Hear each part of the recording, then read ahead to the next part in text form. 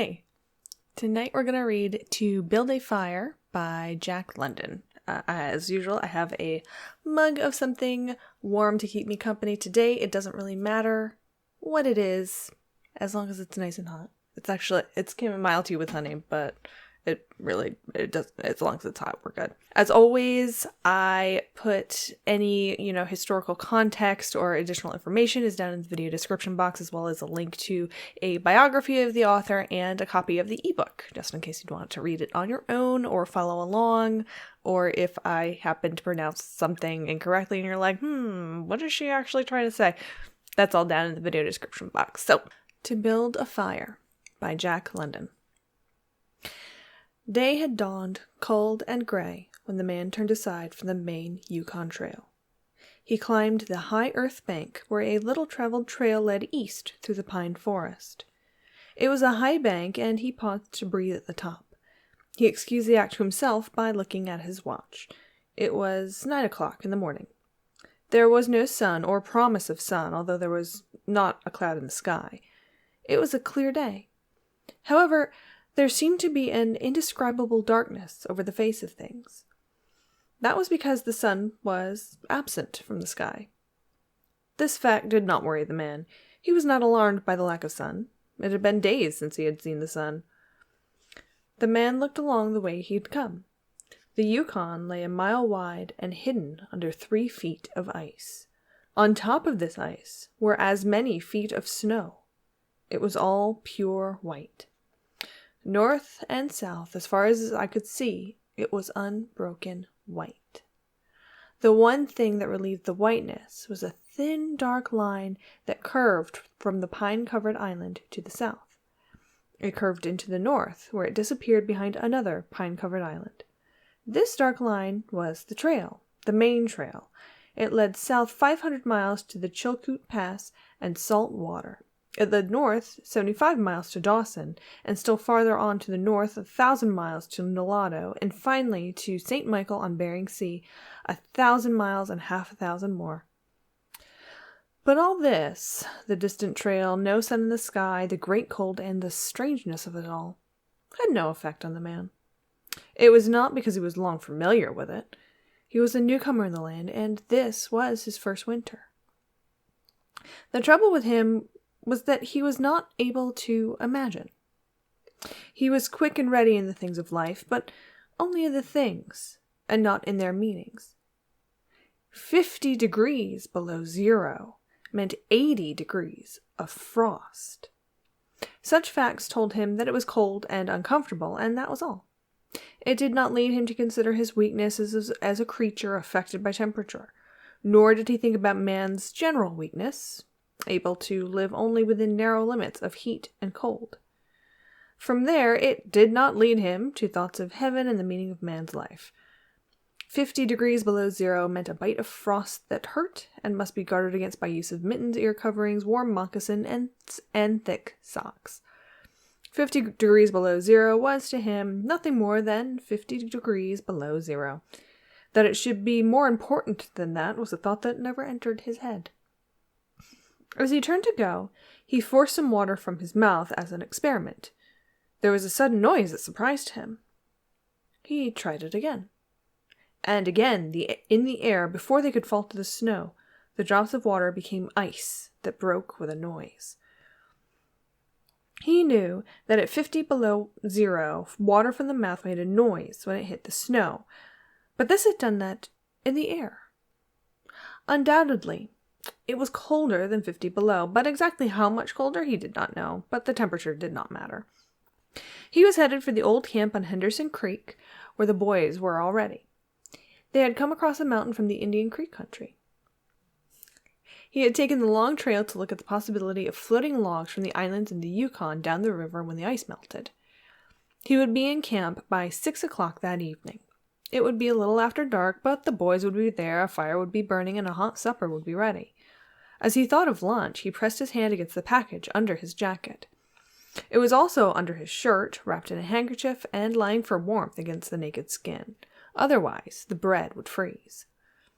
He smiled contentedly to himself as he thought of those pieces of bread, each of which enclosed a generous portion of cooked meat. he plunged among the big pine trees. The trail was not well marked here. Several inches of snow had fallen since the last sled had passed. He was glad he was without a sled. Actually, he carried nothing but the lunch wrapped in his handkerchief.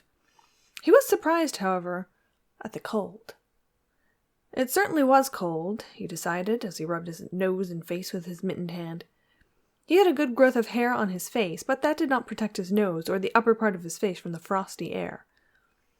Following at the man's heels was a big native dog. It was a wolf dog, gray-coated and not noticeably different from its brother, the wild wolf. The animal was worried by the great cold. It knew that this was no time for traveling.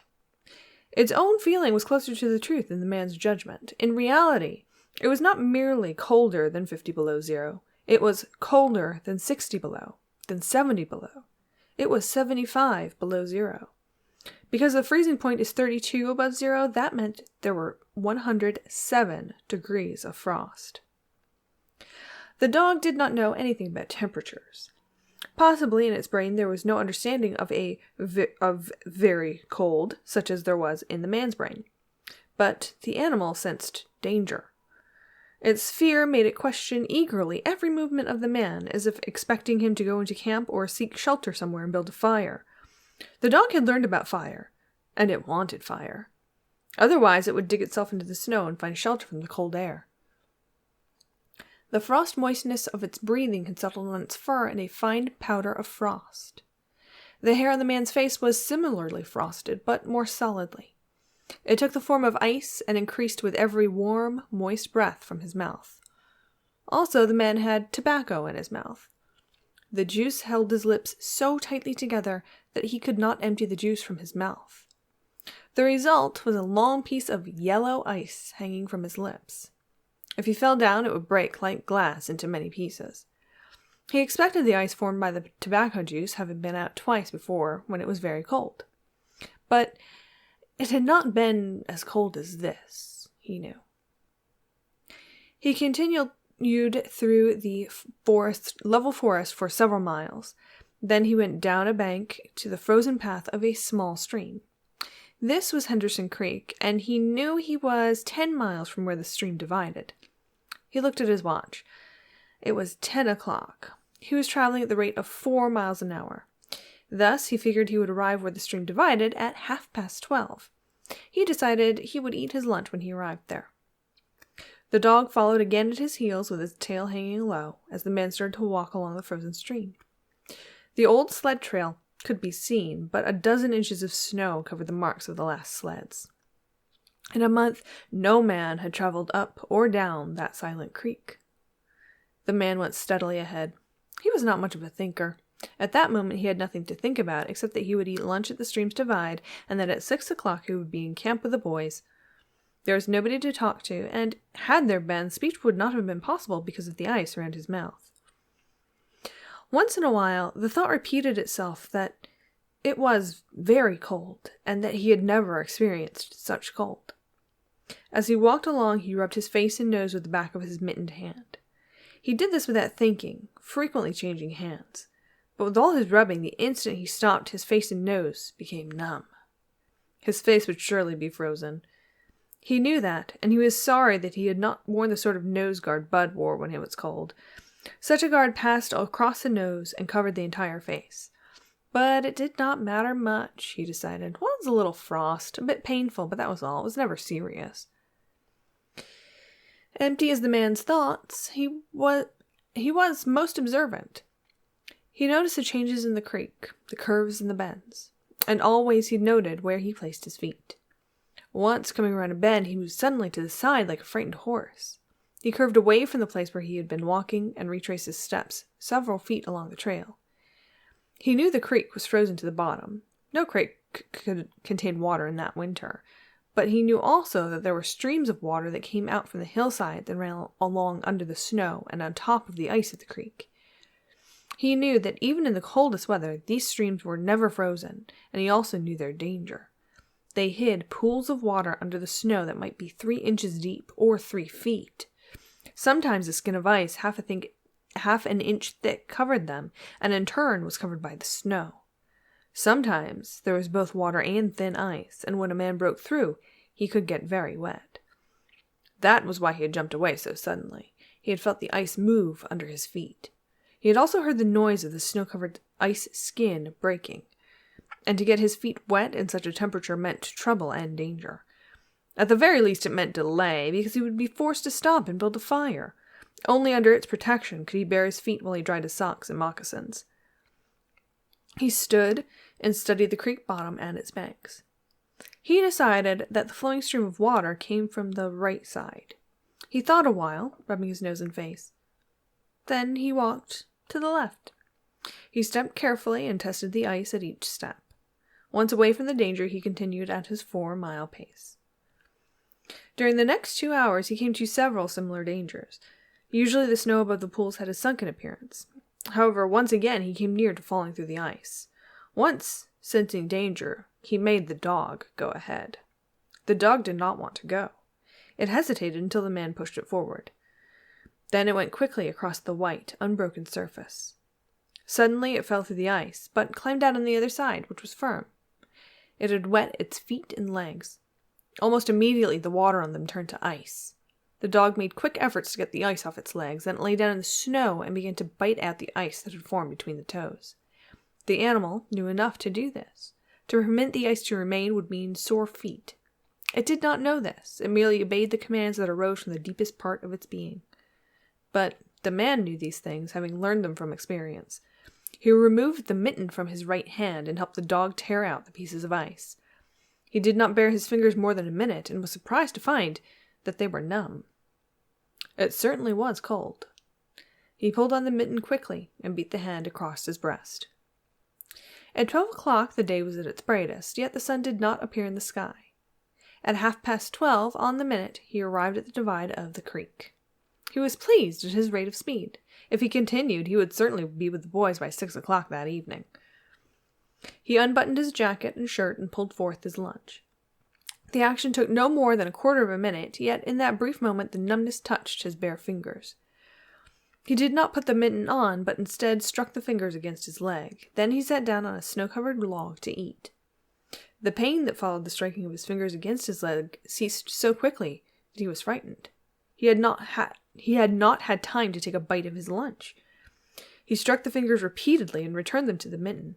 Then he bared the other hand for the purpose of eating. He tried to take a mouthful, but the ice around his mouth prevented him. Then he knew what was wrong. He had forgotten to build a fire and warm himself. He laughed at his own foolishness. As he laughed, he noted the numbness in his bare fingers.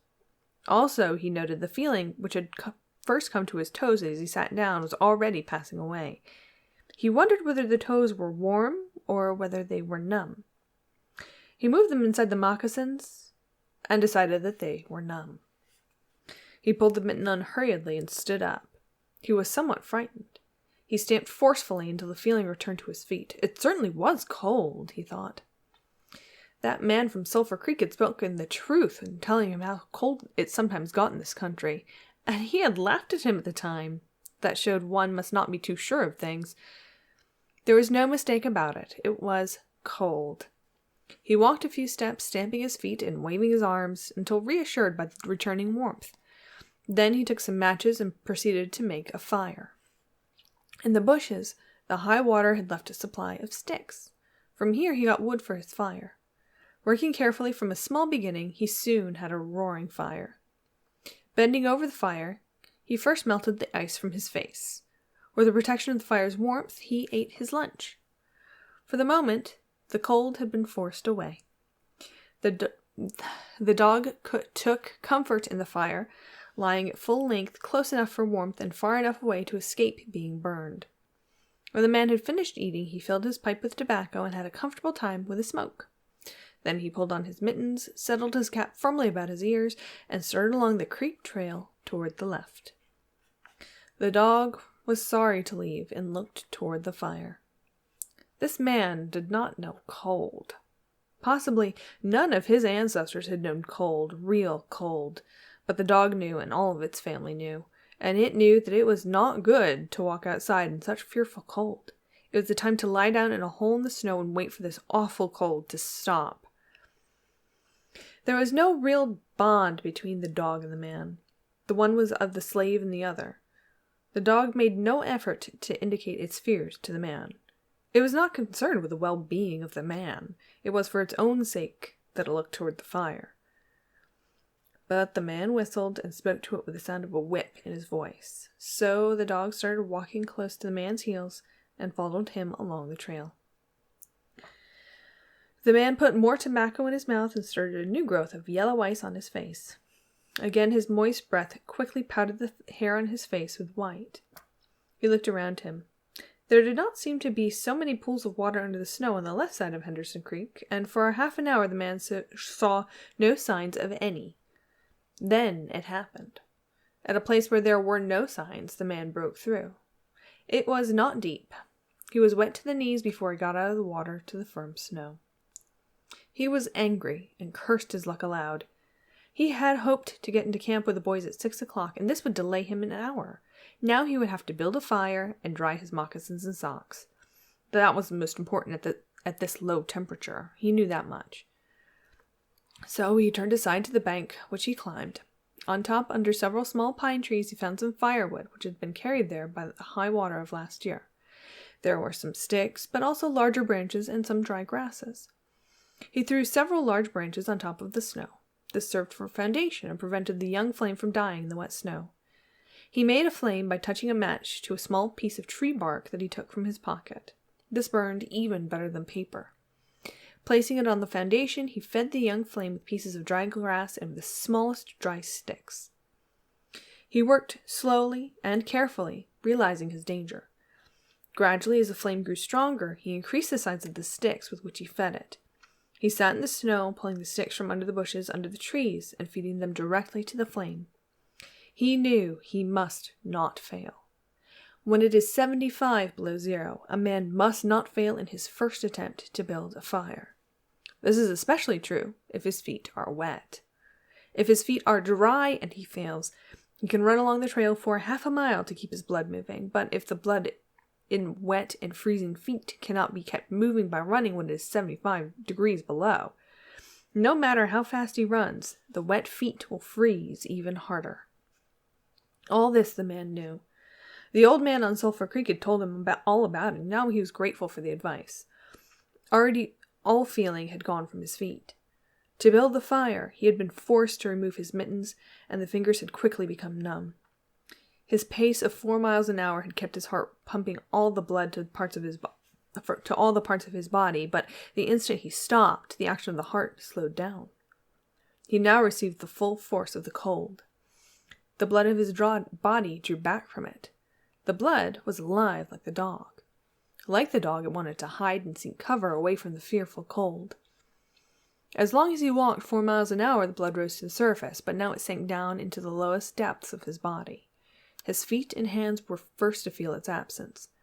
His wet feet froze first.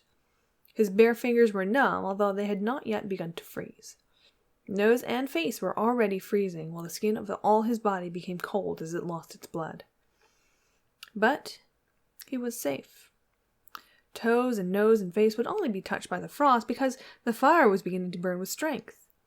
He was feeding it with sticks the size of his finger. In another minute he would be able to feed it with larger branches. Then he could remove his wet moccasins and socks. While they dried, he could keep his naked feet warm by the fire, rubbing them first with snow. The fire was a success. He was safe. He remembered the advice of the old man on Sulphur Creek and smiled. The man had been very serious when he said that no man should travel alone in that country after 50 below zero. Well, here he was. He had had the accident, he was alone, and he had saved himself. Those old men were rather womanish, he thought. All a man must do was to keep his head, and he was all right. Any man who was a man could travel alone.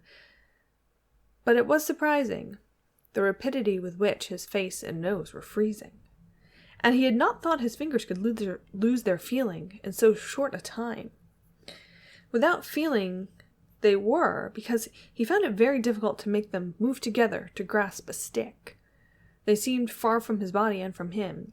When he touched a stick, he had to look to see whether or not he was holding it. All of which mattered little. There was his fire, promising life with every dancing flame. He started to untie his moccasins. They were coated with ice. The thick socks were like iron almost to the knees. The moccasin strings were like ropes of steel. For a moment, he pulled them with unfeeling fingers. Then, realizing the foolish of it, he grasped his knife. But before he could cut the strings, it happened. It was his own fault, or instead, his mistake. He should not have built the fire under the pine tree. He should have built it in an open space, but it had been easier to pull the sticks from the bushes and drop them directly on the fire. Now the tree under which he had done this carried a weight of snow on its branches. No wind had been blowing for weeks, and each branch was heavy with snow. Each time he pulled a stick, he shook the tree slightly. There had been just enough movement to cause the awful thing to happen. High up in the tree, one branch dropped its load of snow. This fell on the branches beneath. This process continued, spreading through the whole tree. The snow fell without warning upon the man, and the fire was dead. Where it had burned was a pile of fresh snow. The man was shocked. It was like hearing his own judgment of death. For a moment he sat and stared at the spot where the fire had been. Then he grew very calm. Perhaps the old man on Sulphur Creek was right. If he had a companion on the trail, he would be in no danger now. The companion could have built the fire. Now he must build the fire again, and the second time he must not fail. Even if he succeeded, he would be likely to lose some toes. His feet must be badly frozen by now, and there would be some time before the second fire was ready. Such were his thoughts, but he did not sit and think them. He was busy all the time they were passing through his mind. He made a new foundation for a fire, this time in the open space where no tree would be above it. Next he gathered dry sticks and tiny sticks. Dry grasses and tiny sticks. He could not bring his fingers together to pull them out of the ground, but he was able to gather them by the handful. In this way he also got many pieces that were undesirable, but it was the best he could do.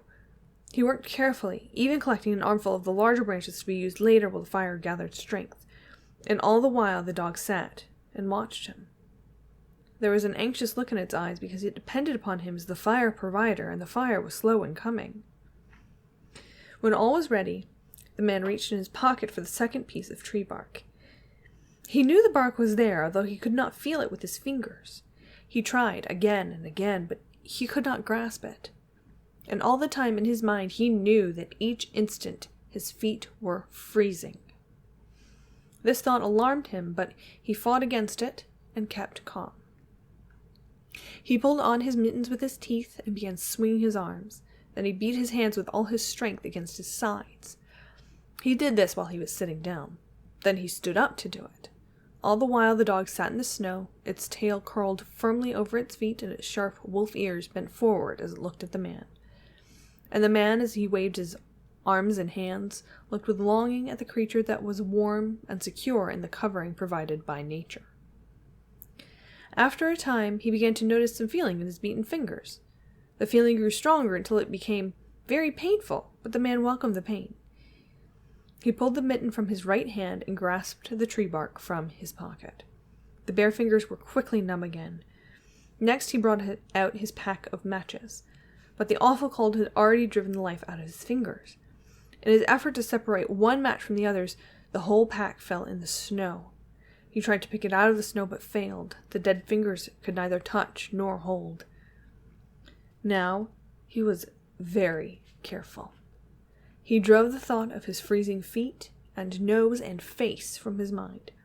He devoted his whole soul to picking up the matches.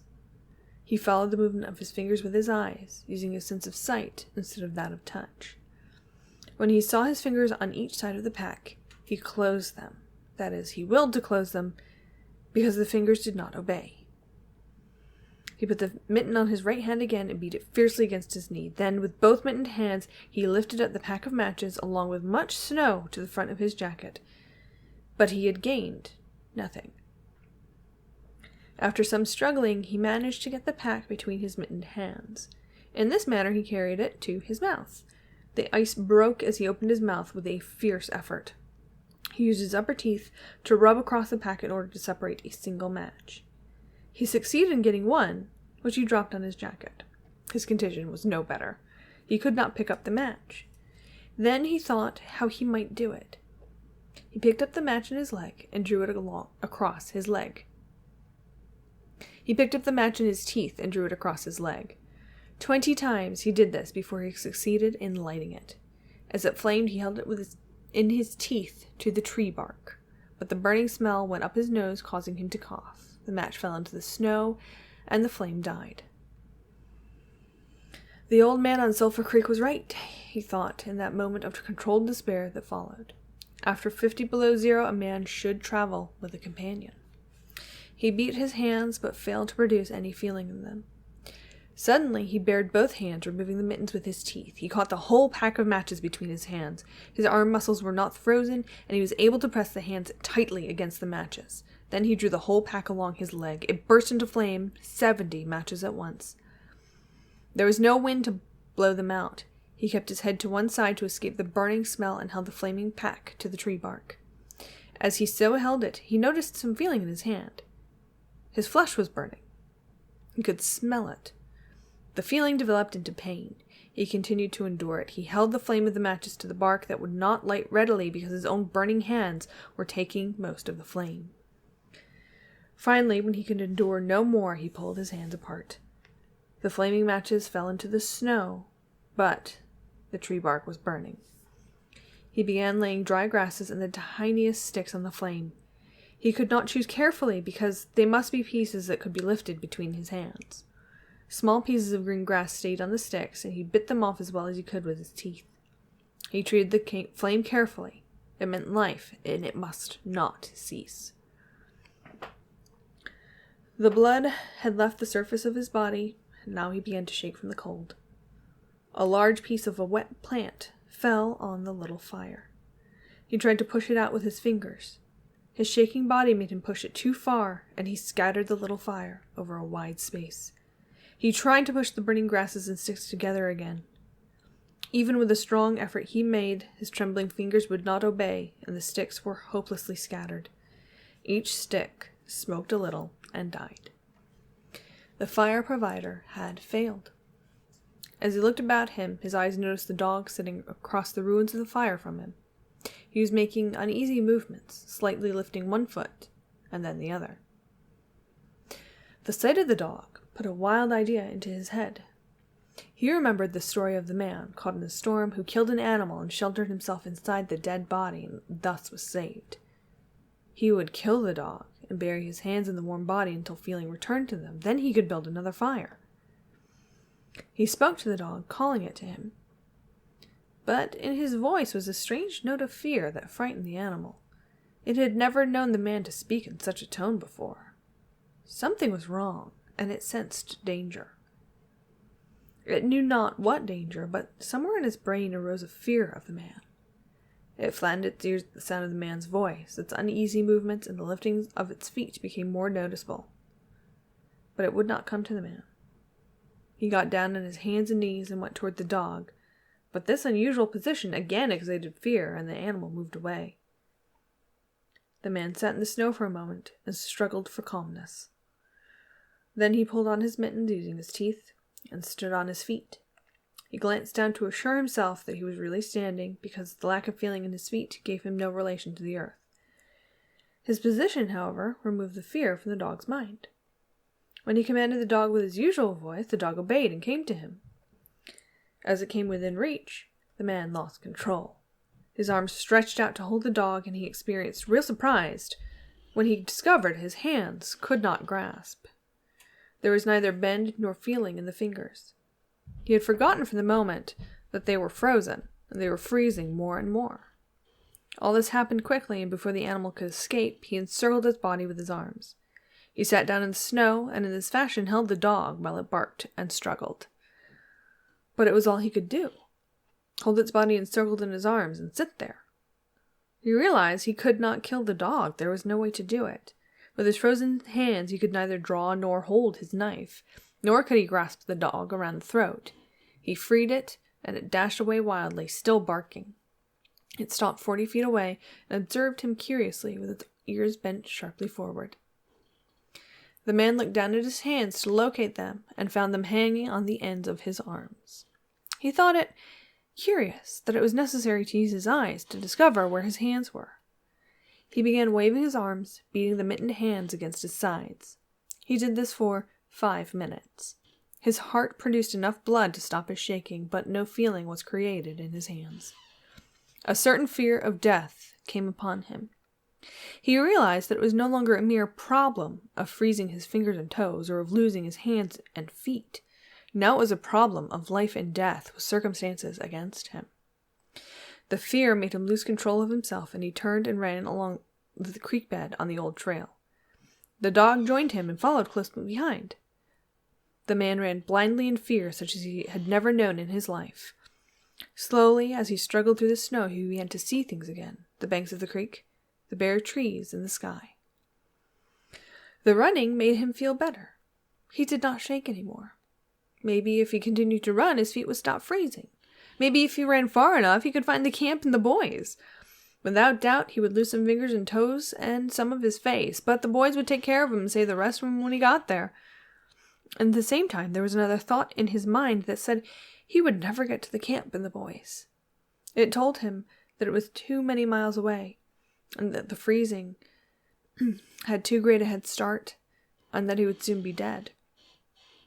He pushed this thought to the back of his mind and refused to consider it. Sometimes it came forward and demanded to be heard, but he pushed it away and tried to think of other things. It seemed strange to him that they could run on feet so frozen that he could not feel them when they struck the earth and took the weight of his body. He seemed to be flying along above the surface and have no connection with the earth. His idea of running until he arrived at the camp and the boys presented one problem.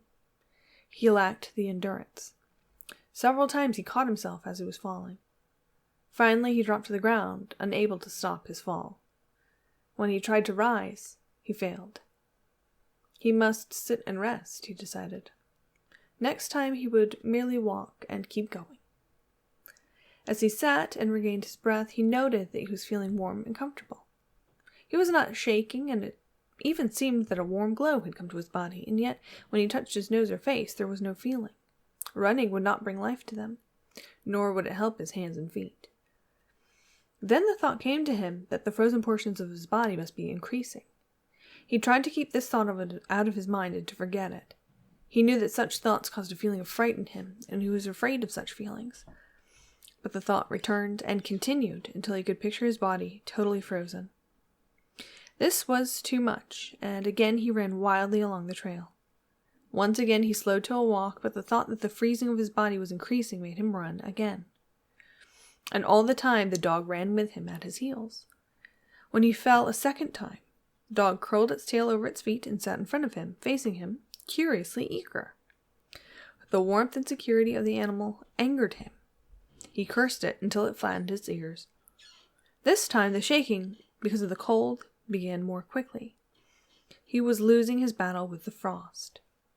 It was moving into his body from all sides. This thought drove him forward. But he ran no more than 100 feet when he fell head first. This was his last moment of fear. When he had recovered his breath and control, he sat and thought about meeting death with dignity. However, the idea did not come to him in exactly this manner. His idea was that he had been acting like a fool. He had been running around like a chicken with its head cut off. He was certain to freeze in his present circumstances, and he should accept it calmly. With this newfound peace of mind came the first sleepiness. A good idea, he thought, to sleep his way to death. Freezing was not as bad as people thought. There were many worse ways to die. He pictured the boys finding his body the next day. Suddenly he saw himself with them, coming along the trail and looking for himself, and, still with them, he came around a turn in the trail and found himself lying in the snow. He did not belong with himself any more. Even then he was outside of himself, standing with the boys and looking at himself in the snow. It certainly was cold, was his thought. When he returned to the United States, he could tell the folks what real cold was. His mind went from this to the thought of the old man on Sulphur Creek. He could see him quite clearly, warm and comfortable, and smoking a pipe. "You were right, old fellow. You were right," he murmured to the old man of Sulphur Creek. Then the man dropped into what seemed to him the most comfortable and satisfying sleep he had ever known. The dog sat facing him and waiting. The brief day ended in a long evening. There were no signs of a fire to be made. Never in the dog's experience had it known a man to sit like that in the snow and make no fire. As the evening grew darker, its eager longing for the fire mastered it. With much lifting to its feet, it cried softly. Then it flattened its ears, expecting the man's curse, but still the man remained silent. Later the dog howled loudly, and still later it moved close to the man and caught the smell of death. This made the animal back away. A little longer it delayed, howling under the stars that leaped and danced and shone brightly in the cold sky. Then it turned and ran along the trail toward the camp it knew, where there were other food providers and fire providers. The end. Good night.